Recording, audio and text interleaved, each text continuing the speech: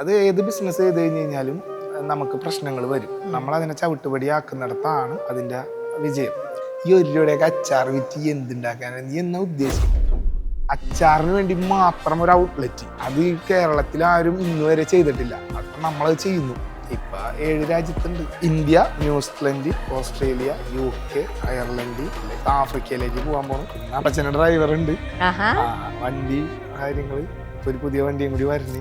അന്നാണെങ്കിൽ എനിക്ക് തോന്നുന്നു ചൂണ്ടിക്കാണിക്കാൻ പോലും ഒരു മനുഷ്യനില്ലാതെ നിൽക്കുന്ന സമയം. ഇതൊക്കെ ചെയ്ത് സക്സസ് ആയ ആരാ ഞാൻ കാണിച്ചു കൊടുക്കാനും? രണ്ടൊരു രക്ഷയില്ല. ഞണ്ടെടുത്തിട്ട് ആ ഒരു കഷ്ണം ഞാനും ചവച്ച് ആ തൊണ്ടും കഴിക്കുക. കാര്യം ഇത് വറുത്തെടുത്തേക്കണല്ലേ, കറിയിലിടണ പോലെ വെന്ത് തന്നെ അല്ലല്ല. ഇത് വറുത്ത് കോരി അത് വെന്ത് അതിനകത്തേക്ക് ചൊറുക്കുകയും ഈ പറഞ്ഞ വെളുത്തുള്ളിയും ഇഞ്ചിയുടെ ഇഞ്ചിയുടെ ഒക്കെ അരപ്പാണ് ചേർക്കണതേ. അപ്പൊ ആ ഇഞ്ചിയുടെ ആ ഒരു എരിവില്ലേ, ആ എരിവ് അതൊക്കെ ഇതും അങ്ങോട്ട് പിടിച്ചിട്ട് ആ ഒരു കഷ്ണം എടുത്ത് നമ്മൾ അങ്ങോട്ട് ചവയ്ക്കുമ്പോ ഇതെല്ലാം കൂടി ഇങ്ങനെ. ഇന്നത്തെ ജനറേഷനിലെ പലർക്കും ഷാൻജിയോന്റെ യൂട്യൂബ് ചാനൽ ഉണ്ടെങ്കിൽ ഫുഡ് ഉണ്ടാക്കാൻ പറ്റാത്ത അവസ്ഥയിൽ നിൽക്കുന്നവരാണ് ബഹുഭൂരിപക്ഷം വീട്ടമ്മമാരെങ്കിൽ. അന്നത്തെ അവർക്ക് എന്താണ്, അവർക്കൊരു എന്താണ് പുളി ആ ഒരു പുളിയും ഇത്തിരി മുളക് പൊടി ഉണ്ടെങ്കിൽ അവർ അതുകൊണ്ട് മായാജാലം കാണിക്കും. നമുക്ക് ബിസിനസ്സിൽ ഒരുപാട് കാര്യങ്ങൾ ചെയ്യാനുണ്ട്. ഈ ട്രിഗർ ചെയ്യുന്നവന്മാരുടെ പിന്നാലെ നമ്മൾ തിരിഞ്ഞു പോയി കഴിഞ്ഞാൽ ബിസിനസ് വഴിതെറ്റിപ്പോകും നമ്മുടെ. അപ്പൊ നമുക്ക് ഉപദ്രവിക്കാം, തിരിച്ചവരെ ബുദ്ധിമുട്ടിപ്പിക്കാൻ കഴിയുന്ന സാഹചര്യം ഉണ്ടായിട്ടും നമ്മളത് ചെയ്യാതെ മാന്യമായിട്ട് പെരുമാറി പക്വതയോടുകൂടി ബിസിനസ്സിൽ തന്നെ കോൺസെൻട്രേറ്റ് ചെയ്ത് പോകുന്നുണ്ടെങ്കിൽ അതാണ് ബിസിനസ് നമ്മളെ പഠിപ്പിക്കുന്ന പക്വത. എനിക്കിപ്പോഴും സക്സസ്ഫുൾ ആയെന്ന് തോന്നിയിട്ടില്ല. ഞാൻ ഇപ്പോഴും ട്രൈ ചെയ്തുകൊണ്ടിരിക്കുകയാണ് ഓരോരോ പരിപാടികൾ. അതായത് ഓരോ സ്റ്റെപ്പ് വെക്കുമ്പോഴും ഓരോ വലിയ ഉത്തരവാദിത്തങ്ങൾ നമ്മളിലേക്ക് വന്നു ചേരും. നമ്മളത് അച്ചീവ് ചെയ്ത് ഇങ്ങനെ ട്രാവൽ ചെയ്തുകൊണ്ടിരിക്കും. ഒരിക്കലും ഞാൻ ഒറ്റക്ക് നേടിയ വിജയമല്ല. ഇതിനകത്ത് എൻ്റെ ഫാമിലി ഇൻവോൾവ്ഡ് ആണ്. ഇതിനകത്ത് ഒരാളില്ലെങ്കിൽ പോലും ഈ സാധനം സക്സസ് ആവൂല. നമുക്കൊരു അഡ്രസ്സ് വേണം. നമ്മൾ ഈ കുഞ്ഞിതായിട്ടുള്ള രീതിയിൽ പഞ്ചായത്ത് തലത്തിൽ ചിന്തിക്കല്ലേ, ഇന്റർനാഷണൽ ലെവലിൽ ചിന്തിക്കും. സിനിമ സ്വപ്നം കാണുന്നവർക്ക് ചാവറ ഫിലിം സ്കൂൾ, കൊച്ചി. അന്നാണെങ്കിൽ എനിക്ക് തോന്നുന്നു ചൂണ്ടിക്കാണിക്കാൻ പോലും ഒരു മനുഷ്യനില്ലാതെ നിൽക്കുന്ന സമയം. ഇതൊക്കെ ചെയ്ത് സക്സസ് ആയ ആരാ ഞാൻ കാണിച്ചു കൊടുക്കാനാണ്? എല്ലാവരും വലിയ വലിയ കമ്പനിക്കാർ മാത്രമാണ് ഇതേപോലെ വലിയ രീതിയിൽ അച്ചാറിൻ്റെ പരിപാടി ചെയ്യണേ. അപ്പം ഞാൻ അപ്പച്ചൻ്റെ ഓട്ടോറിക്ഷ ഓടിക്കണേ. അപ്പം ഞാനൊരു റൂമിൽ കയറ്റി വാതിലടച്ച്. ഇന്ന് എനിക്കത് ഇങ്ങനെ കാണാൻ ക്ലിയർ ആയിട്ട്. ഒച്ചപ്പാട് അപ്പച്ചൻ ഇങ്ങനെ ചീത്തയൊക്കെ പറഞ്ഞ് ഗൾഫിൽ പോകണം എന്നുള്ള തീരുമാനത്തിൽ ആൻറ്റിമാരെ കൊണ്ട് പറയിപ്പിക്കണം, അമ്മിച്ച് പറയണം. അങ്ങനെ ഞാനൊരു വാതിലടച്ച് റൂമിൽ കയറ്റിയിട്ട് പറഞ്ഞു, ഒരു 6 മാസം സമയം എന്താ, ഒരു 6 മാസം സമയം തന്നു കഴിഞ്ഞിട്ട് നോക്ക് എന്തെങ്കിലും വ്യത്യാസം ഉണ്ടാകുന്നു. ഇപ്പം എനിക്കിപ്പോൾ എന്തെങ്കിലും പറ്റിപ്പോയി കഴിഞ്ഞ് കഴിഞ്ഞാൽ ഒരു 6 മാസം റെസ്റ്റ് എടുക്കണമെന്ന് വിചാരിച്ചാൽ മതി. ഗൾഫിൽ പോയി എന്നിട്ട് ഞാൻ പൊക്കോളാം. ഒരു 6 മാസം സമയം തന്ന് ഇതെങ്ങാനും സക്സസ് ആയി കഴിഞ്ഞ് കഴിഞ്ഞാൽ ഒരു പക്ഷെ അപ്പച്ചൻ ഓടിക്കുന്ന പെട്ടി ഓട്ടോറിക്ഷ നമ്മുടെ അച്ചാർ കമ്പനിക്ക് വേണ്ടി മാത്രം ഓടിക്കാൻ പാകത്തിനുള്ള ഒരു ലെവലിലേക്ക് നമുക്ക് എത്താൻ പറ്റും. ഒരു സമയം അങ്ങനെ അപ്പച്ചൻ ആ ഒരു ഡയലോഗിൽ വീണ് ഒരു 6 മാസം സമയം തന്നാണ് എനിക്ക്. 6 മാസം സമയം തന്ന് അങ്ങനെ പിന്നെ ഇതെൻ്റെ ഒരു ഉത്തരവാദിത്വം കൂടിയായി. കാര്യം വൈഫുണ്ട്, അപ്പച്ചൻ ഇങ്ങനെ ഒരു വാക്ക് കൊടുത്തേക്കാണ്. അമ്മാമ്മ എന്നെ സപ്പോർട്ട് ചെയ്ത് ഇനി വീട്ടുകാരോ നാട്ടുകാരോ കുറ്റം പറയരുത്. ഇതൊരു വലിയ സംഭവമായി. അങ്ങനെ ബീഫ് അച്ചാർ 5 കിലോ ഉണ്ടാക്കി തുടങ്ങി. ഇപ്പം 7 രാജ്യത്തുണ്ട് ഡിസ്ട്രിബ്യൂഷൻ. അതിലെ കാനഡയിലെ എന്തോ അത് വീണ്ടും തുടങ്ങി. കാനഡയിലൊക്കെ റീസ്റ്റാർട്ട് ആയി. അപ്പൊ ഇപ്പൊ ഏതൊക്കെ രാജ്യത്താ? ഇപ്പൊ India, New Zealand, Australia, UK, Ireland. അമേരിക്കയിലായിട്ടില്ല. ഇപ്പൊ ആഫ്രിക്കയിലേക്ക് പോകാൻ പോണ്. പിന്നെ ഇറ്റലി അവിടെ ചെയ്യണം. കാനഡ. ഓ, ഇത്രയും സ്ഥലത്തേക്ക് ഇപ്പൊ കൊടുത്തോണ്ടിരിക്കുകയാണ്. ഇപ്പൊ ഇതിനകത്ത് ഇറ്റലി മാൾട്ടയിലൊക്കെ ചെയ്യുന്നുണ്ട്. പക്ഷെ അവിടെ ഒന്നും കണ്ടിന്യൂ ഡിസ്ട്രിബ്യൂഷൻ പോണില്ല. ഞാനിപ്പോ ഈ പറഞ്ഞ രാജ്യങ്ങളിൽ കണ്ടിന്യൂ പോണതാണ്. UK, Ireland, New Zealand, Australia. കൂടുതൽ വിടുന്ന ഏത് രാജ്യത്തേക്കാ? UK, Ireland, Australia, New Zealand. ഏകദേശം ഒരു മാസം എത്ര വിടും? ഒരു മാസമല്ല, അത് വേറൊരു ഗെയിമാണ്. ഇതൊക്കെ ഇതിനകത്ത് ഇറങ്ങിയപ്പോഴാണ് എനിക്ക് മനസ്സിലാക്കാൻ സാധിച്ചത്. അതായത് നമ്മുടെ ഒരു കലണ്ടർ ഇയർ, അതിനകത്ത് 3 മാസം കൂടുമ്പോൾ ഓരോ ഫെസ്റ്റിവൽ സെറ്റ് ചെയ്തേക്കാണ്. ഇനി ഒന്ന് ചിന്തിച്ചു നോക്കിയേ. ഞാൻ പറഞ്ഞത് മനസ്സിലായ?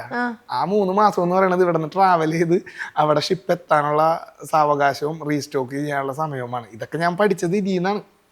ഇപ്പം ഞാൻ പറയണത് ഇപ്പം ക്ലിയർ ആയിട്ടുണ്ടാവില്ല.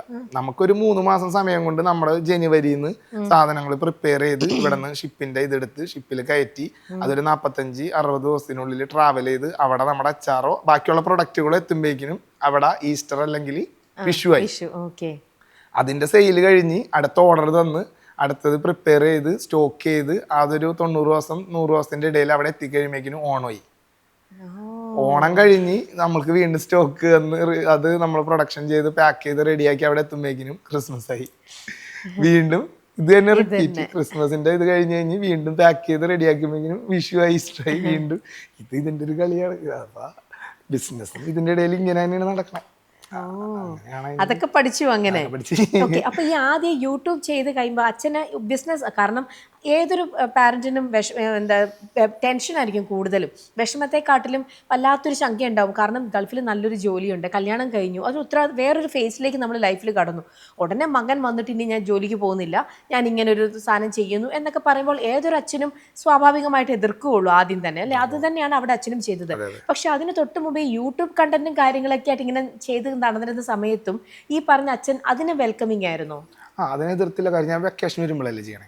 ഓക്കെ, അപ്പൊ അത് അച്ഛന് കുഴപ്പമുണ്ടായിരുന്നില്ല, കാരണം ജോലിനെ ബാധിക്കുന്നില്ല. ഞാൻ ജോലിയിൽ നിന്ന് ലീവിന് വന്ന് നാട്ടിലുള്ള വെക്കേഷൻ പീരീഡിൽ എന്ത് വേണേലും ചെയ്താൽ അച്ഛന് കുഴപ്പമില്ല. അത് കഴിഞ്ഞ് ഞാൻ തിരിച്ചു പോകുന്നു. ഈ പോകുന്നില്ല എന്ന് പറഞ്ഞപ്പോഴാണ് അച്ഛൻ അവിടെയാണ് എതിർത്തത്. ഓക്കെ, അങ്ങനെ അച്ഛനെ പ്രീതിപ്പെടുത്താനായിട്ട് ബിസിനസ്സിലേക്ക് ഇറങ്ങുന്നു.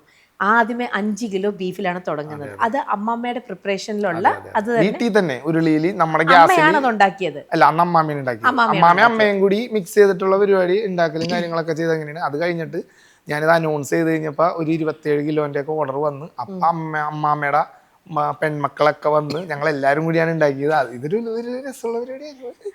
ഇവരൊക്കെ പാചക വിദ്വാത്തിമാരാണ്. എന്തൊക്കെ പറഞ്ഞു കഴിഞ്ഞാൽ മക്കളടക്കം ജോമോന്റെ ഒക്കെ അമ്മയൊക്കെ ബിന്ദാലു ഒക്കെ ഉണ്ടാക്കണ കാണണം. കിട്ടിയില്ലാണ്. ഞങ്ങളൊരു ദിവസം വരുന്നുണ്ട് കേട്ടോ, ഇതൊക്കെ കൂടെ പാചക ലോകമാണ് ഇവര്. ബിരിയാണിയൊക്കെ വെറുതെ ഉണ്ടായിക്കളയും. ഷർലി ആന്റിയൊക്കെ ഇത്ര സെക്കൻഡിനുള്ളിൽ അവരുടെ എല്ലാം റെഡി ആയിട്ടുണ്ടാവും. അതുകൊണ്ട് അവിടെ പോകുമ്പോ മിക്ക ദിവസം ബിരിയാണി ആയിരിക്കും ഉച്ചക്കൊക്കെ. സിമ്പിൾ ആയിട്ട് ഇവർക്കൊക്കെ ഇത് സിമ്പിൾ ആണ്, ഇതൊരു വിഷ്വലൈസ് അല്ല. അപ്പം മൊത്തത്തിൽ ഭക്ഷണപ്രിയരാണ്, ഭക്ഷണം ഇഷ്ടമുള്ള ആൾക്കാരാണ്, നന്നായിട്ട് ഭക്ഷണം ഉണ്ടാക്കി കൊടുക്കുന്ന ആൾക്കാരാണ് കുടുംബത്തുള്ളത്. ഇന്നത്തെ ജനറേഷനിലെ പലർക്കും ഷാൻജിയോന്റെ യൂട്യൂബ് ചാനൽ ഉണ്ടെങ്കിൽ ഫുഡ് ഉണ്ടാക്കാൻ പറ്റാത്ത അവസ്ഥയിൽ നിൽക്കുന്നവരാണ് ബഹുഭൂരിപക്ഷം വീട്ടമ്മമാരെങ്കിൽ. അന്നത്തെ അവർക്ക് എന്താണ്, അവർക്കൊരു എന്താണ് പുളി ആ ഒരു പുളിയും ഇത്തിരി മുളക് പൊടി ഉണ്ടെങ്കിൽ അവർ അതുകൊണ്ട് മായാജാലം കാണിക്കും. നമുക്ക് ചോറ് കൊണ്ടിട്ട് എണീറ്റ് പോകാൻ തോന്നൂല, അത്രയും ടേസ്റ്റിൽ അവർ സാധനങ്ങൾ ഉണ്ടാക്കും. അങ്ങനെ ഇത് തുടങ്ങിയപ്പോൾ തന്നെ എത്ര നാളുകൾക്കുള്ളിലാണ്? 6 മാസമാണ് അച്ഛൻ്റെ അടുത്ത് ചോദിച്ചത്. പക്ഷെ അവിടെ നിന്നും സക്സസ്ഫുൾ ആയി എന്ന് കാണിക്കാനായിട്ട് ജിൻസിന് എടുത്ത സമയം എത്രയാണ്? എനിക്ക് ഇപ്പോഴും സക്സസ്ഫുൾ ആയി എന്ന് തോന്നിയിട്ടില്ല. ഞാൻ ഇപ്പോഴും ട്രൈ ചെയ്തുകൊണ്ടിരിക്കുകയാണ് ഓരോരോ പരിപാടികൾ. അതായത് ഓരോ സ്റ്റെപ്പ് വെക്കുമ്പോഴും ഓരോ വലിയ ഉത്തരവാദിത്തങ്ങൾ നമ്മളിലേക്ക് വന്നു ചേരും. നമ്മളത് അച്ചീവ് ചെയ്ത് ഇങ്ങനെ ട്രാവൽ ചെയ്തുകൊണ്ടിരിക്കും. സക്സസ് എന്നല്ല, നമ്മൾ സ്റ്റേബിൾ ആവാൻ വേണ്ടി ഇന്നും ട്രൈ ചെയ്തുകൊണ്ടിരിക്കുകയാണ്. അതിന്റെ ജേണിയുടെ ഭാഗമായിട്ട് അനിയനും ഞാനും ഒരുമിച്ചായിരുന്നു ഈ അച്ചാറിന്റെ പരിപാടി മാത്രമായിട്ട് ചെയ്തുകൊണ്ടിരുന്നത്. അവിടെ നിന്ന് ഇപ്പൊ വെളുത്തുള്ളിയുടെ ഒരു കമ്പനി അച്ചാറിന് വേണ്ടിയിട്ട് സ്റ്റാർട്ട് ചെയ്തു. ഒരു 4 മെഷീനൊക്കെ വെച്ചിട്ട് ഒരു കമ്പനി പുതിയതായിട്ട് സ്റ്റാർട്ട് ചെയ്തു. അപ്പൊ ആ ഒരു ഡിപ്പാർട്ട്മെന്റ് മുഴുവൻ അനിയനെ ഏൽപ്പിക്കത്തക്ക ഒരു മെച്യൂരിറ്റി അവന് ബിസിനസ്സിൽ കൊണ്ടുവരാനായിട്ട് സാധിച്ചു. അതൊക്കെ ഈ ജേണിയിൽ നിന്ന് പഠിച്ച, അതായത് വെളുത്തുള്ളി പൊളിക്കാൻ വേണ്ടിയിട്ട് മാത്രം ഒരു കമ്പനിയുണ്ട്. അത് പറയുമ്പോൾ സിമ്പിൾ ആണ്. ഇത് തന്നെയാണ് ഞാൻ അച്ചാറിന്റെ പരിപാടി എന്ന് പറഞ്ഞപ്പോൾ എന്റെ കൂട്ടുകാരൻ എന്നോട് പറഞ്ഞത്, ഈ 1 രൂപയുടെയൊക്കെ അച്ചാർ വിറ്റ് എന്തുണ്ടാക്കാനാണ്, നീ എന്നാ ഉദ്ദേശിക്കുന്നത് ചോദിച്ചാൽ അതേ ചോദ്യം തന്നെയാണ് പലരും അന്ന് വീട്ടിൽ ചോദിച്ചത്. വെളുത്തുള്ളിയൊക്കെ പൊളിച്ചു കൊടുത്തിട്ട് എന്ത് ചെയ്യാനാണ്? അപ്പൊ ഞാൻ പറഞ്ഞു അത് തുടങ്ങ്. അപ്പൊ നമുക്ക് 7.5 ലക്ഷം രൂപ ഇൻവെസ്റ്റ് ചെയ്തിട്ടാണ് ഇതിന്റെ മെഷീന് തന്നെ വെളുത്തുള്ളി തൊലി കളയണത് എന്ന് പറയുമ്പോൾ തന്നെ ആളുകൾ മുഖം ചുളിക്കും. ഇതിന്റെ ആവശ്യം ഉണ്ടാ? പക്ഷെ ഇതിന്റെ ആവശ്യം ഉണ്ടെന്ന് ഞങ്ങൾക്ക് കൃത്യമായിട്ട് അറിയാം. കാരണം പിക്കിളിനെല്ലാം ഉണ്ടാക്കാൻ ഏറ്റവും വേണ്ട സാധനം വെളുത്തുള്ളിയാണ്. ഒരു സീസണിൽ ഇപ്പൊ ഞങ്ങളുടെ പുറത്തേക്ക് പോകുന്ന ആ ഒരു സീസണിൽ എങ്ങനെയും ഒരു 10-13 ലക്ഷം രൂപയുടെ വെളുത്തുള്ളി മാത്രം വേണം. അപ്പൊ ഓരോ ഇതേപോലുള്ള അച്ചാർ കമ്പനിയായിട്ട് നമ്മൾ കണക്ട് ചെയ്ത് കഴിഞ്ഞാലും ഹോട്ടലുകൾ, കാറ്ററിങ്ങുകൾ, നമ്മളൊരു ചെറിയ തട്ടുകട തുടങ്ങിയാൽ പോലും അവിടെ വെളുത്തുള്ളി വേണം. അപ്പൊ അങ്ങനെ വെളുത്തുള്ളിയുടെ ഒരു മായാലോകം ഇവിടെ ഉണ്ട്, ആരും ശ്രദ്ധിക്കാതെ കിടക്കുന്ന. അത് നന്നാക്കാനാണ് ഏറ്റവും പാട്. വെളുത്തുള്ളി നന്നാക്കി കഴിയുമ്പോ ഈ നഖത്തിന്റെ ഇടയിൽ വെളുത്തുള്ളിയുടെ നീര് കയറിയിട്ട് ഈ നഖവും ആ തൊലിയും തമ്മിൽ വിട്ടിട്ട് അതിന്റെ ഉള്ളിൽ ഈ നീരിറങ്ങി ഭയങ്കരമായിട്ട് പൊള്ളും. പിന്നെ നമുക്ക് വെളുത്തുള്ളി നന്നാക്കാൻ പറ്റില്ല. 2 ദിവസം 3 ദിവസം ഒക്കെ നന്നാക്കാം. ഞാൻ പറയുന്നത് ഈ 4 അല്ലി നന്നാക്കണ ഒരു 100 കിലോ ഡെയിലി നന്നാക്കുന്നവന്റെ ബുദ്ധിമുട്ട് എന്ന് പറഞ്ഞാൽ സാധിക്കൂല, ഭയങ്കര പാടാണ്. അപ്പൊ ഇതിനകത്ത് നമ്മൾ ബൈപ്പാസ് എടുക്കും. വെളിച്ചെണ്ണ വരട്ടി വെയിലത്ത് വെക്കുക, വെള്ളത്തിലും വാഷിംഗ് മെഷീനിലും ഇട്ടടിക്കുക. അപ്പൊ ഇതൊക്കെ ക്വാളിറ്റി നഷ്ടപ്പെടുത്തും. വെളുത്തുള്ളിയുടെ ഒരു പവർ ഉണ്ടല്ലോ, അതാണ് അച്ചാറിന്റെ ഏറ്റവും കൂടുതൽ ടേസ്റ്റ്. അപ്പൊ അതിനെ ബൈപ്പാസ് ചെയ്യാതെ എങ്ങനെ ഇത് ക്വാളിറ്റിയോടുകൂടി തന്നെ നമുക്ക് കണ്ടെത്താം എന്നുള്ളൊരു തോന്നി. പിന്നെ എന്താന്ന് വെച്ചാൽ നമ്മളിത് ആശ്രയിക്കുന്ന ഒരു ഡിമാൻഡ് ഇടും. ഇന്ന് ഇപ്പൊ ഞങ്ങൾ 300 കിലോ വെളുത്തുള്ളിയുടെ ഓർഡർ കൊടുക്കണമെങ്കിൽ നമുക്ക് കിട്ടണത് 30 കിലോ ആയിരിക്കും. ഇന്ന് ഇത് വെച്ചിട്ട് അപ്പൊ നമ്മുടെ ഫുള്ള് എൻ്റെ വർക്ക് സ്റ്റക്കാവാണ്. ഈ വെളുത്തുള്ളിനെ ആശ്രയിച്ചായി പിന്നെ ഞങ്ങളുടെ വർക്ക് എന്ന് പറയുന്നത് സ്റ്റക്കാവല്. അപ്പൊ ഞാൻ ഓർത്തപ്പോ ഇങ്ങനെ പോയാൽ പറ്റൂല, ഇവിടെ ഇൻവെസ്റ്റ് ചെയ്യേണ്ട സ്ഥലമാണെന്നും പറഞ്ഞിട്ടാണ് ഞങ്ങൾ വെളുത്തുള്ളിയുടെ പീൽ ചെയ്യണ പരിപാടി തുടങ്ങിയത്. അപ്പൊ അനിയൻ ആ ഡിപ്പാർട്ട്മെന്റ് കിടിലനായിട്ട് നോക്കി നടത്തുന്നു. എല്ലാ കടകളിലെയും ഓർഡർ എടുത്തു. ഇത് കണ്ടുകൊണ്ടിരിക്കുന്ന ആർക്കെങ്കിലും വെളുത്തുള്ളി വേണമെങ്കിൽ പറഞ്ഞോളൂ, നമ്മൾ നന്നാക്കി തരും. അപ്പൊ അങ്ങനെ നിങ്ങളുടെ ഫാക്ടറിയിലേക്ക് വേണ്ടിയിട്ട് മാത്രമല്ല വെളുത്തുള്ളി നിങ്ങൾ പൊളിച്ച് മറ്റുള്ളവർക്കും കൊടുക്കും. അങ്ങനെ ഏതൊക്കെയാ നിങ്ങളുടെ ക്ലയൻസ് ആരൊക്കെയാ? ഇത് എങ്ങനെയാണെന്ന് വെച്ച് കഴിഞ്ഞാൽ നമ്മുടെ ഈ അച്ചാറിന്റെ പരിപാടി നമ്മൾ ചെയ്യുന്നത് കണ്ടിട്ട് അച്ചാറ് പരിപാടി ചെയ്യുന്ന കുറെ പേരുണ്ട്. നിങ്ങളുടെ അടുത്ത് നിന്ന് വെളുത്തുള്ളി പൊളിച്ച് വാങ്ങിക്കും. അവര് നമ്മുടെ അപ്ഡേറ്റ്സ് എന്താണെന്ന് നോക്കുന്നുണ്ട്. അപ്പൊ അവർക്കും അറിയാം ഈ വെളുത്തുള്ളി നന്നാക്കലാണ് ഏറ്റവും പാടുന്നത്. അപ്പൊ നമ്മുടെ ആ വീഡിയോ കണ്ടിട്ട് വെളുത്തുള്ളി അച്ചാർ ബിസിനസ് തുടങ്ങിയേക്കുന്നവരും ഓട്ടോമാറ്റിക് നമ്മളെ കോണ്ടാക്ട് ചെയ്യുന്നുണ്ട്. പിന്നെ ഈ ഹോട്ടലുകാർ കുഴിമന്തിയിലൊക്കെ മയോണൈസ് അടിക്കാനായിട്ട് വെളുത്തുള്ളിയാണല്ലോ വേണ്ടേ. അതേപോലെ ബാക്കിയുള്ള ബിരിയാണി കടകള്, പിന്നെ കാറ്ററിംഗ് ടീംസ്, അങ്ങനെയുള്ള എല്ലാവരും നമ്മുടെ ക്ലയൻസ് ആണ്. ഓക്കെ. അപ്പൊ നിങ്ങളിപ്പം അച്ചാർ ഇതുപോലെ കുപ്പിയിലാക്കി നിങ്ങൾ പുറത്തേക്ക് എക്സ്പോർട്ട് ഒക്കെ ചെയ്യുന്നുണ്ടല്ലോ, അതേപോലെ വെളുത്തുള്ളി നിങ്ങൾ എക്സ്പോർട്ട് ചെയ്യുന്നുണ്ടോ? ഇല്ല, അങ്ങനെ അച്ചാറാണ് നമ്മളുടെ ഈ വെളുത്തുള്ളി കൊണ്ട് തന്നെ. അതുകൊണ്ട് തന്നെ 1-2 ഗുണമുള്ളത്, നമ്മുടെ സ്വന്തം വെളുത്തുള്ളി ആയതുകൊണ്ട് ഇതിന്റെ നന്നാക്കുന്നു, ആ ഫ്രഷ് തന്നെ കൊണ്ടുവരുന്നു, അച്ചാറിടുന്നു. അപ്പൊ ഇതിനകത്തുനിന്ന് ഒരു ആസിഡ് പ്രൊഡ്യൂസ് ആവുന്നുണ്ട്. ഇത് ഇപ്പൊ ഫ്രീസ് ചെയ്തൊക്കെ വെച്ച് വേറെ സ്ഥലം നിന്നൊക്കെ എടുത്തുകൊണ്ട് വന്നു കഴിഞ്ഞാൽ നമ്മുടെ ഈ ക്വാളിറ്റീനെ ബാധിക്കും. നമ്മുടെ കെമിക്കൽസ് ഒന്നും ആഡ് ചെയ്യാത്തതുകൊണ്ട് ഇത് കേടായി പോകാനൊക്കെ ആയിട്ടുള്ളൊരു സംഭവം ഉണ്ടാവുമല്ലോ. അപ്പൊ അത് ഓട്ടോമാറ്റിക്കലി നമുക്ക് അങ്ങനെ ഒരു പേടിയും കാര്യങ്ങളൊന്നും വേണ്ട. നമ്മുടെ ഐറ്റം തന്നെ നമ്മൾ ഉണ്ടാക്കുന്നു. അപ്പൊ അത്രയും കെമിക്കൽസിന്റെ ആവശ്യം വരുന്നില്ല. നല്ല ഇൻഗ്രീഡിയൻസ് വെച്ചിട്ട് നമ്മൾ ആ പഴയ രീതിയിൽ എണ്ണയിൽ മുങ്ങി നിൽക്കുന്ന രീതിയിൽ അച്ചാറുണ്ടാക്കിയ കെമിക്കലൊന്നും വേണ്ട, അത് കേടാവൂല. അതാണുള്ള അച്ചാർ എന്ന് പറഞ്ഞു കഴിഞ്ഞാൽ. അല്ലെങ്കിൽ അത് കറിയല്ലേ, കേടായി പോകുമെന്ന് പേടിക്കണമെന്നുണ്ടെങ്കിൽ അത് കറിയാണ്. കറിയാണല്ലോ കേടായി പോകുള്ളൂ. ഈ അച്ചാറിന്റെ ഈ ഉപയോഗം തന്നെ ലോങ് ലൈഫിന് വേണ്ടിയിട്ടാണല്ലോ അച്ചാറിട്ട് വെക്കുന്നത് തന്നെ.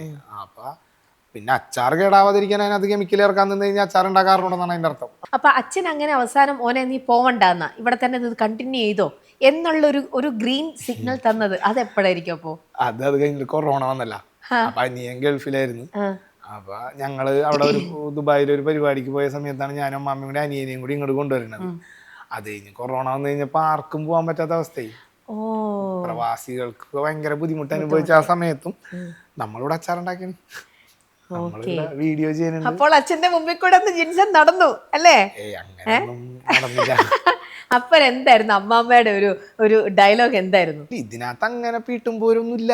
ഇത് നമ്മളൊരു പരിപാടി എല്ലാരും കൂടി ചെയ്യുന്നു. അത് പിന്നെ അങ്ങോട്ട് സന്തോഷത്തിലാണല്ലോ. അപ്പച്ചനും ഇതിന്റെ ഭാഗമല്ലേ. ഇത് ഒരിക്കലും ഞാൻ ഒറ്റക്ക് നേടിയ വിജയമല്ല. ഇതിനകത്ത് എന്റെ ഫാമിലി ഇൻവോൾവ്ഡ് ആണ്. ഇതിനകത്ത് ഒരാളില്ലെങ്കിൽ പോലും ഈ സാധനം സക്സസ് ആവൂല. അതിനകത്ത് എടുത്തു പറയേണ്ടത് അമ്മാമ്മ, അമ്മ, അപ്പച്ചൻ, അനിയൻ, ഇപ്പം ഞാൻ, ഇപ്പം എൻ്റെ ഇളയ മോൻ, ഭാര്യ, അനിയന്റെ ഭാര്യ, അനിയന്റെ കൊച്ചി, ഇവരെല്ലാവരും ഇതിനകത്ത് എങ്ങനെയെങ്കിലൊക്കെ ആയിട്ട് കണക്റ്റഡ് ആണ്. ഇതിനകത്ത് ഒരു പക്ഷേ ആ പുതിയ ജനറേഷനിൽ വന്ന ആ 3 പിള്ളേർക്ക് ചിലപ്പോൾ ഇതിനകത്ത് അധികം ഒന്നും കോൺട്രിബ്യൂട്ട് ചെയ്യാൻ പറ്റിയിട്ടുണ്ടാവില്ല. ബാക്കി എല്ലാവരും എന്നെക്കാലൊക്കെ എത്രയോ മടങ്ങ് മുകളിലാണ് അപ്പച്ചനും അമ്മച്ചിയൊക്കെ അച്ചാറിന് വേണ്ടി കിടന്ന് കഷ്ടപ്പെടുന്നത്. അപ്പൊ ഇങ്ങനെ ഞാൻ അവരുടെ മുമ്പിൽ കൂടി ഇപ്പൊ എങ്ങനെയുണ്ടെന്ന് പറഞ്ഞ് നടക്കും? അങ്ങനെയൊന്നും പറ്റത്തില്ല. നമ്മളൊരു ആശയം ഇങ്ങനെ പൊടി തട്ടി കൊടുത്തു, ഇത് ഇങ്ങനെ ചെയ്താലോ. അപ്പൊ ചിലരൊക്കെ കമന്റ് കാണുമ്പോ ഞാൻ ചിരിക്കാറുണ്ട്. അമ്മാമ്മേനെ വെച്ച് കാശാക്കി, അപ്പച്ചനൊന്നും പറയണില്ല എന്നാണ് എന്റെ സങ്കടം. ശരിക്കും അപ്പച്ചനും ഇതിനൊക്കെ വേണ്ടി എന്തോരം കഷ്ടപ്പെടുന്നുണ്ട്. അമ്മയ്ക്ക് ഇതിനു വേണ്ടി രാപകല് കഷ്ടപ്പെടുകയാണ്. നിങ്ങൾ അമ്മാമനെ മാത്രം പറഞ്ഞു കഴിഞ്ഞാൽ നീ കൊടിക്കൂടെ, അമ്മേനെ അപ്പച്ചനെ ഒക്കെ പറ. ഇത് ഞാൻ ഒറ്റക്ക് കാശുണ്ടാക്കിയതൊന്നും അല്ല. കാശല്ല ഇതിനകത്ത് ഒരു നല്ല രീതിയിൽ ജീവിക്കാൻ പറ്റിയ ഒരു ചുറ്റുപാട്, കുടുംബം ഞങ്ങൾ അനുഭവിച്ചത് ഒരുമിച്ച് തന്നെയാണ്. ഞങ്ങൾ ദാരിദ്ര്യം അനുഭവിച്ചത് ഒരുമിച്ച് തന്നെയാണ്. അപ്പൊ എന്തെങ്കിലും ഒന്ന് നല്ല രീതിയിൽ ജീവിക്കാനുള്ള ഒരു ചുറ്റുപാട് ഉണ്ടായതും അത് ഞങ്ങൾ ഒരുമിച്ച് തന്നെ അനുഭവിക്കണ്ടേ. കാര്യം ഞങ്ങൾ ഇത് അഹങ്കാരമായിട്ടും പറയണില്ല, ഒന്നും ഇല്ലാതിരുന്നപ്പോ ദാരിദ്ര്യവും പറയണില്ല. ഞങ്ങൾ അതിനെ ഒരുമിച്ച് സന്തോഷമായിട്ട് ജീവിക്കുന്നു എന്ന് വേണം പറയാനായിട്ട്. ഒരാളെ പോലും ഞങ്ങൾ അങ്ങോട്ടും ഇങ്ങോട്ടും മാറിക്കാൻ പറഞ്ഞിട്ടില്ല. ഫാമിലിയില എല്ലാവരും കൂടി ഒത്തൊരുമയോടുകൂടി ആസ്വദിച്ച് ജീവിക്കുന്നു. ബ്യൂട്ടിഫുൾ. അത് ആരും കാശുണ്ടാക്കണതല്ല ഇത്. ഇന്നിപ്പോ അപ്പച്ചൻ വേറെ മറ്റേ പോലെ വണ്ടി ഓടിക്കാൻ പോകണ്ടോ? ഇല്ല. ഇന്ന് അപ്പച്ചന് ഡ്രൈവർ ഉണ്ട്. വണ്ടി കാര്യങ്ങള് ഇപ്പൊ ഒരു പുതിയ വണ്ടിയും കൂടി വരണേ. കണ്ടോ? അപ്പൊ അങ്ങനെ നല്ല രീതിയിൽ ഗ്രോത്ത് ഇങ്ങനെ പോയിക്കൊണ്ടിരിക്കുകയാണ്. അപ്പോൾ എപ്പോഴും ഒരു ബിസിനസ് നമ്മുടെ നാട്ടില് ആദ്യം നമ്മൾ എന്തെങ്കിലും ഉണ്ടാക്കി നമ്മുടെ ചുറ്റുവട്ടത്ത് നമ്മൾ കൊടുക്കാൻ നോക്കും. പിന്നെ നമ്മുടെ തന്നെ നാട്ടിലെ ആൾക്കാർ അതിന് ഡിമാൻഡ് വരുന്നു, ആൾക്കാർ നമ്മുടെ നാട്ടിൽ തന്നെ ഒരുപാട് പേര് വാങ്ങുന്നു. നമുക്ക് ഭയങ്കര സന്തോഷമുള്ളൊരു കാര്യം തന്നെയാണ്. ഏറ്റവും വലിയ കാര്യം ഞങ്ങളുടെ നാട്ടുകാരും കൂടി ഞങ്ങളുടെ ഈ വളർച്ചയിൽ വളരെ വലിയ പങ്ക് വഹിച്ചിട്ടുണ്ട്. കാര്യം വേണമെങ്കിൽ ചവിട്ടിത്താത്താവുന്ന സാഹചര്യങ്ങളിൽ പോലും ഞങ്ങളുടെ നാട്ടുകാർ ഞങ്ങളെ ചേർത്ത് പിടിച്ചതിന്റെ ഭാഗവും കൂടിയാണ് ഞങ്ങൾ ഇങ്ങനെ നിൽക്കുന്നത്.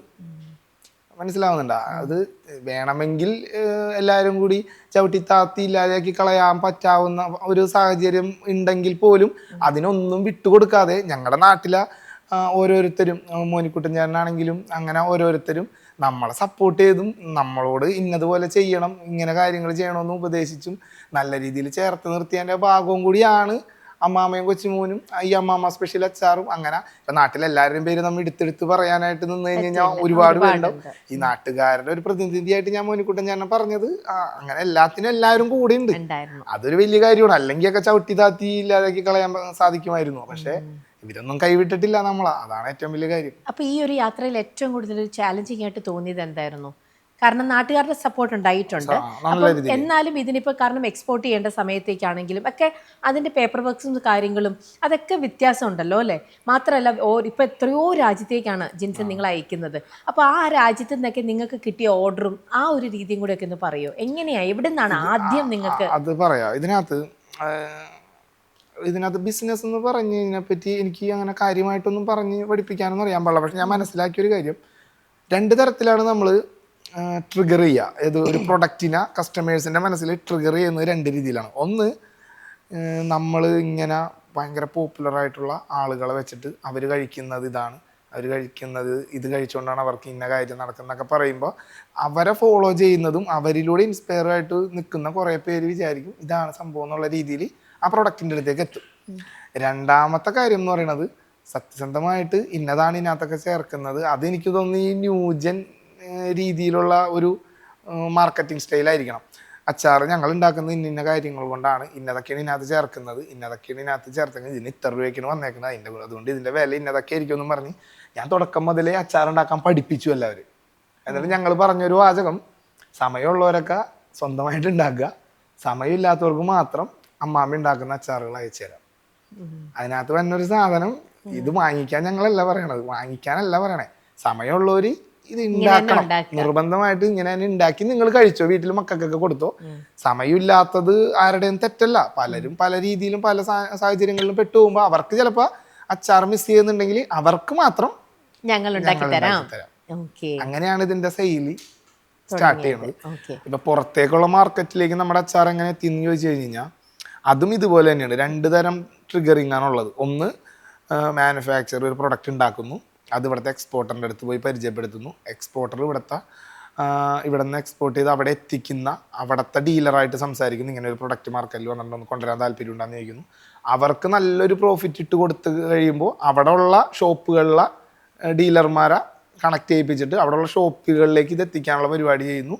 അങ്ങനെ കടമ്പകളായിട്ട് ഇവിടെ നിന്ന് കൊടുക്കുന്ന ട്രിഗറിങ് വഴിയാണ് അവിടെ പ്രൊഡക്റ്റ് എത്തുന്നത്.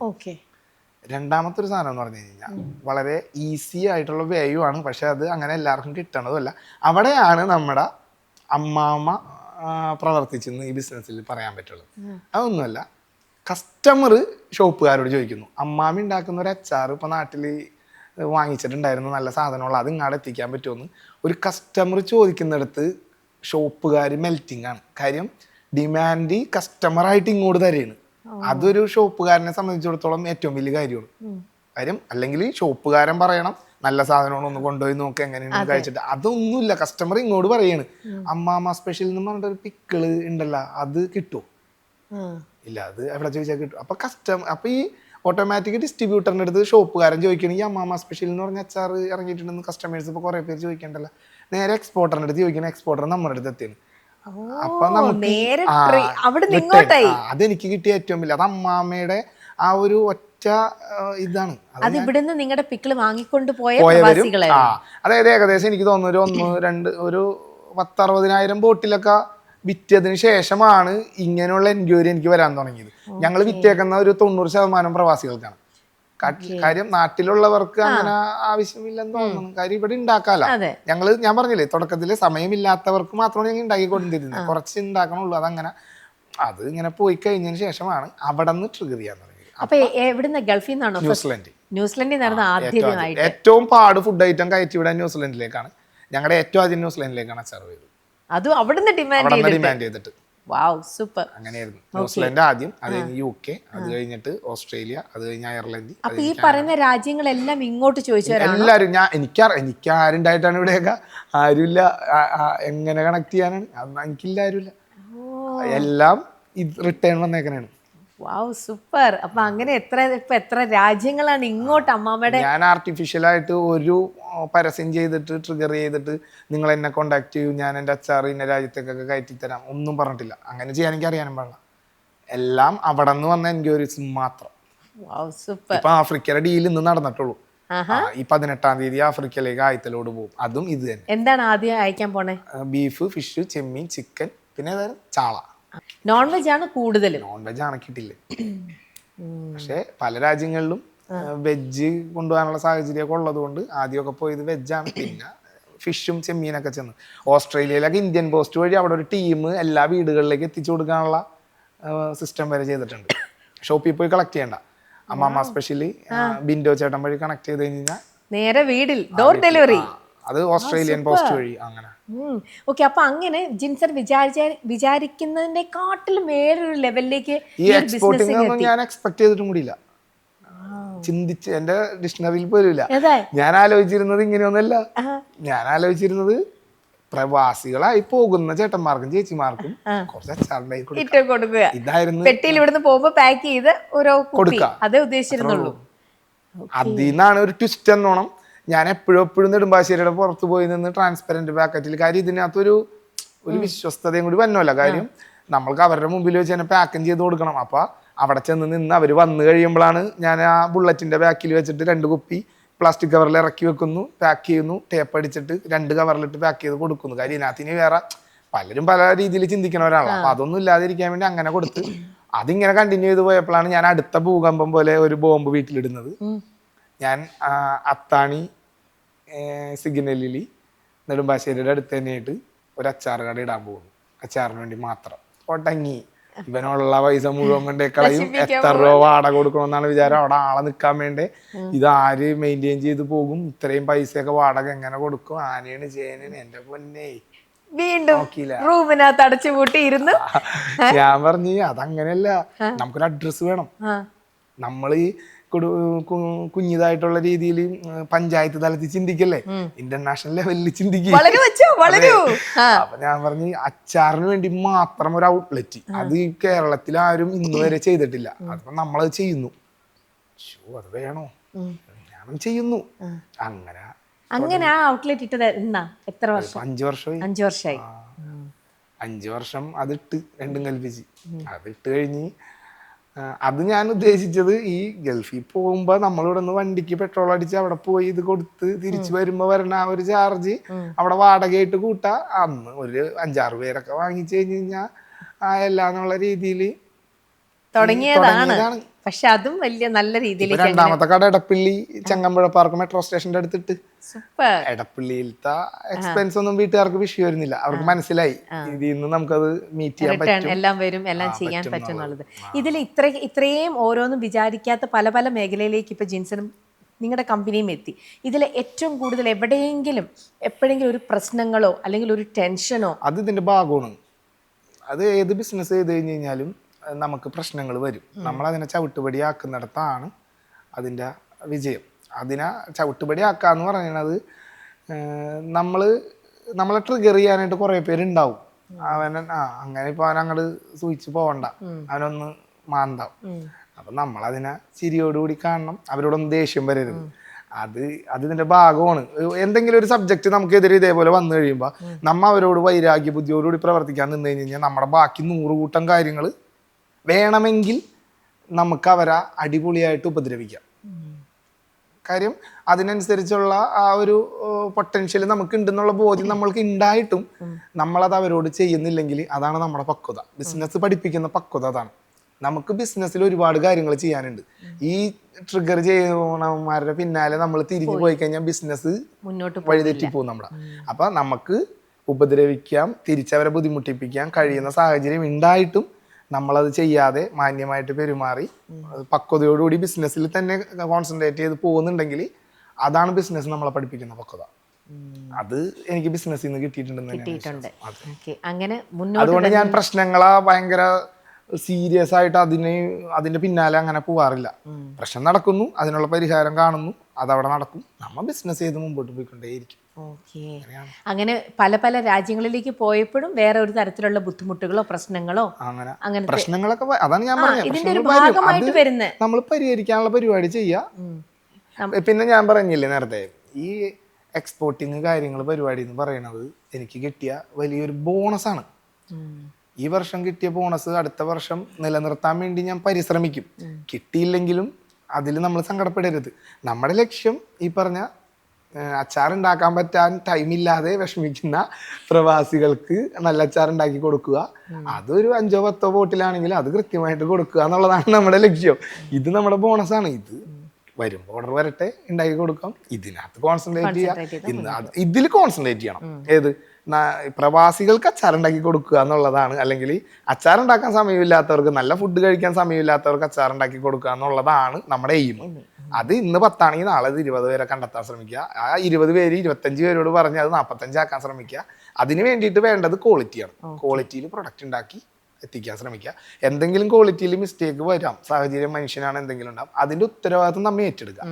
അതിന്റെ ഉത്തരവാദിത്വം ഏറ്റെടുക്കുന്നത് വഴി ഒന്നില്ലെങ്കിൽ പൈസ തിരിച്ചു കൊടുക്കുക, അല്ലെങ്കിൽ പുതിയ പ്രൊഡക്റ്റ് കൊടുക്കുക. ഇതല്ലേ എനിക്ക് ചെയ്യാൻ പറ്റുള്ളൂ. കാരണം ഈ ഭക്ഷണമാണ്, ഭക്ഷണത്തിന്റെ ബിസിനസ് ചെയ്യുമ്പോൾ നമ്മൾ ഏറ്റവും കൂടുതൽ കെയർഫുൾ ആവുകയും വേണം അല്ലേ?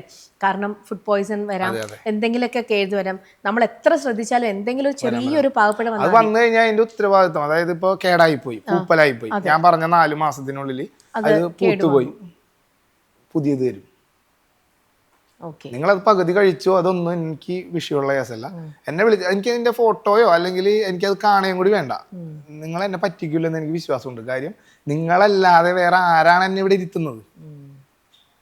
ഭക്ഷണത്തിന്റെ കാര്യത്തിൽ ഞാനത് കൺസിഡർ ചെയ്യുന്നില്ല. നിങ്ങൾ എന്നെ വിളിച്ചിട്ട് പറയുന്നു ഇത് പൂത്തുപോയല്ല ജിൻസ, വേറെ അയക്കാം, പുതിയത് വേറെ അയക്കാം, 1 രൂപ പോലും വാങ്ങിക്കില്ല. അത് ഞാൻ ഇത്രയും പബ്ലിക്കായിട്ട് പറയുന്നുണ്ടെങ്കിൽ ഞാൻ ചെയ്യണ കാര്യമാണ്. ഇപ്പൊ കഴിഞ്ഞ ദിവസം ഞാൻ പറയാം, ഓലക്കൊടിയൻ മീൻ ഞാൻ അയച്ചിട്ട്, ഓലക്കൊടിയനാണ് ഏതൊരു മീൻ അവിടെ എത്തിക്കഴിഞ്ഞ് കഴിഞ്ഞപ്പോൾ ലീക്കായി, അതിനകത്ത് എണ്ണ മുഴുവൻ പോയി. അപ്പൊ ആ ചേട്ടൻ പറഞ്ഞു, എടാ എണ്ണ മുഴുവൻ ഇങ്ങനെ ലീക്കായി പോയിട്ടുണ്ട്, അത് കേടാവാൻ സാധ്യതയുണ്ടാ? അപ്പൊ ഞാൻ പറഞ്ഞു, ഇപ്പോഴത്തെ അവസ്ഥ എന്താണ്, ഇപ്പൊ കേടായിട്ടില്ല, യൂസ് ചെയ്തോളൂ, ഞാൻ പുതിയത് അയച്ചോളാം. അത് കളയണ്ട. കാര്യം അത് കളയുമ്പോൾ ഒരു ബുദ്ധിമുട്ടാണ്. ചീത്തയായിട്ടില്ലെങ്കിൽ കളയരുത്. കാര്യം അത് നല്ലതാണെന്ന് എനിക്കറിയാം. അതുകൊണ്ടാണ് ഞാൻ, ചിലർക്ക് ചിലപ്പോൾ പക്ഷേ അത് ആക്സെപ്റ്റ് ചെയ്യാൻ പറ്റിയെന്ന് വരില്ല.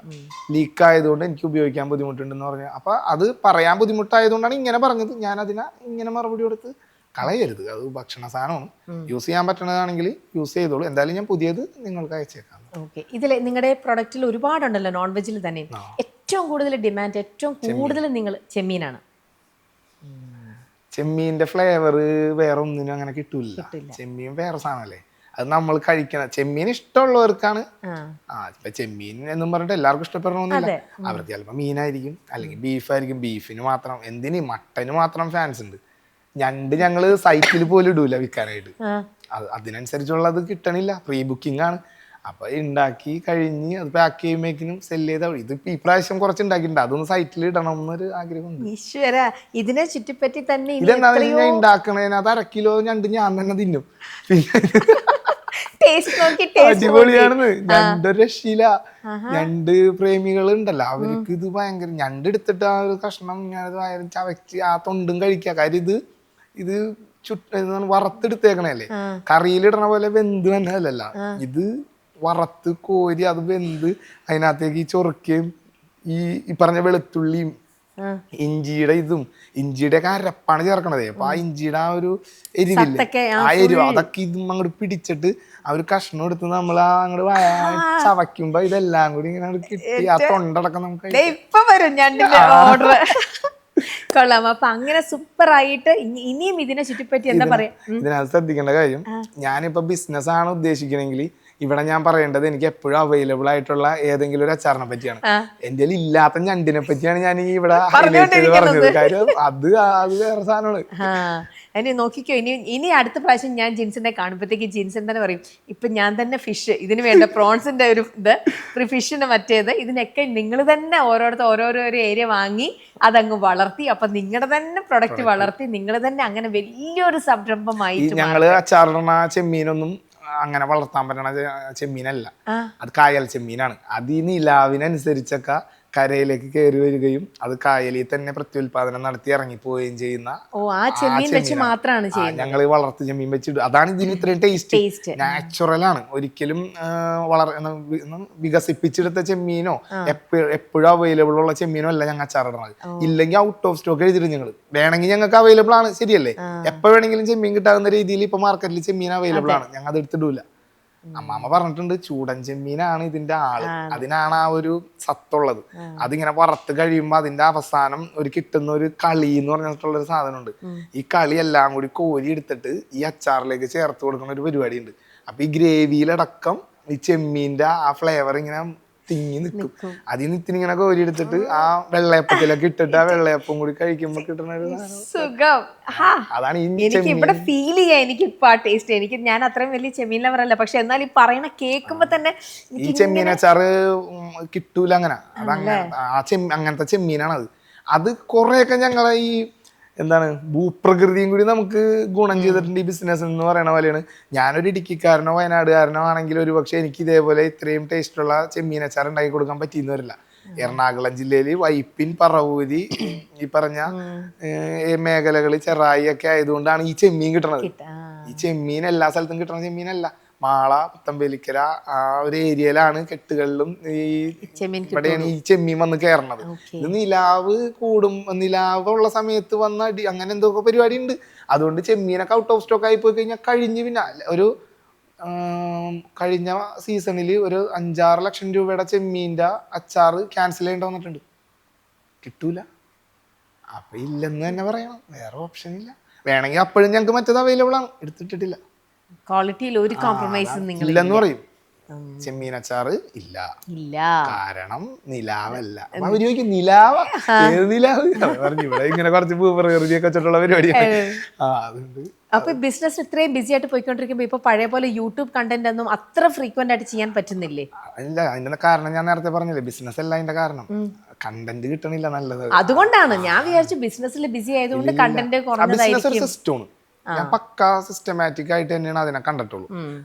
എനിക്ക് എൻ്റെ സ്റ്റാഫുകൾ എന്ന് പറഞ്ഞു കഴിഞ്ഞാൽ അത്രയും വിശ്വാസമാണ്, അവരുടെ റോള് അവർ ഭംഗിയായിട്ട് ചെയ്യുന്നുണ്ട്. അപ്പൊ പിന്നെയും ഞാൻ അതിന്റെ ഇടയിൽ കയറിയിട്ട് അത് ചെയ്യാനുണ്ട് ഇത് ചെയ്യണ്ടെന്ന് നോക്കുന്നുണ്ടെങ്കിൽ അതെന്റെ സിസ്റ്റം ഫെയിലിയർ ആണെന്നാണ് അർത്ഥം. സിസ്റ്റം ഇങ്ങനെ ഉരുണ്ടുകൊണ്ടിരിക്കുകയാണ്. അത് ഞാൻ ഇടയ്ക്ക് പോയിട്ട് എന്തെങ്കിലും അപ്ഡേഷൻ ഉണ്ടെങ്കിൽ ചെയ്ത് കൊടുക്കുക. അവിടെ എൻ്റെ മെയിൻ ഡ്യൂട്ടി എന്ന് പറയുന്നത് ഇൻഗ്രീഡിയൻസിന്റെ ഫ്രഷ്നെസ്, ഇൻഗ്രീഡിയൻസ് എത്തിക്കുക, അത് നല്ലത് എത്തിക്കുക. അതാണ് എൻ്റെ പരിപാടി. അത് അച്ചാറിടാൻ ഇടയിൽ കയറിയിട്ട് എനിക്കൊന്നും ചെയ്യാനില്ല. ഞാൻ എന്ത് ചെയ്യാനാണ്? അത് പാക്ക് ചെയ്യണതിന്റെ ഇടയിൽ കയറി ഞാൻ പാക്ക് ചെയ്യാനിരിക്കാനായിട്ട് കാര്യമില്ല. അതാണ് ഒരു സിസ്റ്റം. ഒരു സിസ്റ്റത്തിനെ നമ്മൾ വിശ്വസിക്കുന്നിടത്താണ് ഒരു ബിസിനസിന്റെ ഗ്രോത്ത്. അതിനകത്ത് വിശ്വസിക്കുന്ന ആളാണ് ഞാൻ. അപ്പോൾ ഞങ്ങൾ ഇനി ഉടനെ തന്നെ അങ്ങോട്ട് വരുന്നുണ്ടായിരിക്കും, നിങ്ങളുടെ ഫാക്ടറി വിസിറ്റ് ചെയ്യാനായിട്ടും അമ്മാമ്മനെ നേരിട്ട് കാണാനായിട്ടും. അപ്പൊ ചിലപ്പോ കമ്പനിയുടെ വർക്ക് നടക്കായിരിക്കും. ഇപ്പൊ ഞങ്ങൾ അച്ചാർ കമ്പനിയുടെ പുതിയത് പണിയാനായിട്ട് സ്ഥലം എടുത്തേക്കാണ്. എവിടെ? വീടിനടുത്ത് തന്നെയാണോ? ആഹാ. അപ്പൊ അവിടെ എപ്പോഴത്തേക്ക് കഴിയും പണിയെന്നാ? ഇല്ല, തുടങ്ങണുള്ളൂ. എന്തായാലും ഒരു ഈ ഓണത്തിനൊക്കെ ഒരു ഇനോഗ്രേഷൻ വേണം എന്നുള്ള രീതിയിൽ പ്ലാൻ. അതിന് മുന്നേ ഞങ്ങൾ അങ്ങ് എത്തും. എന്നിട്ട് നമുക്ക് ആ സമയത്ത് നമ്മൾ വീണ്ടും വരുന്നതായിരിക്കും. ഇപ്പൊ അമ്മാമ്മേനെ കാണാനായിട്ടും അമ്മാമ്മയുടെ വർത്തമാനങ്ങളൊക്കെ കേൾക്കാനായിട്ടും നമ്മുടെ പ്രേക്ഷകരിലേക്ക് എത്തിക്കാനൊക്കെ ആയിട്ട് നമുക്ക് ഉടനെ തന്നെ നമുക്ക് അവിടെ വെച്ച് കാണാം. അപ്പം സൂപ്പറായിട്ട് പോകട്ടെ. ഇനി ഞാൻ ആ വരുന്ന ഗ്യാപ്പിനുള്ളിൽ തന്നെ ഇനി ഒരുപാട് രാജ്യത്ത് നിന്നൊക്കെ ഈ അമ്മാമ്മയുടെ പിക്കിളിന് വേണ്ടിയിട്ടുള്ള എല്ലാവരും വിളിച്ചുകൊണ്ടിരിക്കട്ടെ. ഇനി നല്ല രീതിയിൽ തന്നെ പോട്ടെ. Wishing all the best Jinson. Thank you. Cinema സ്വപ്നം കാണുന്നവർക്ക് ചാവറ ഫിലിം സ്കൂൾ, കൊച്ചി.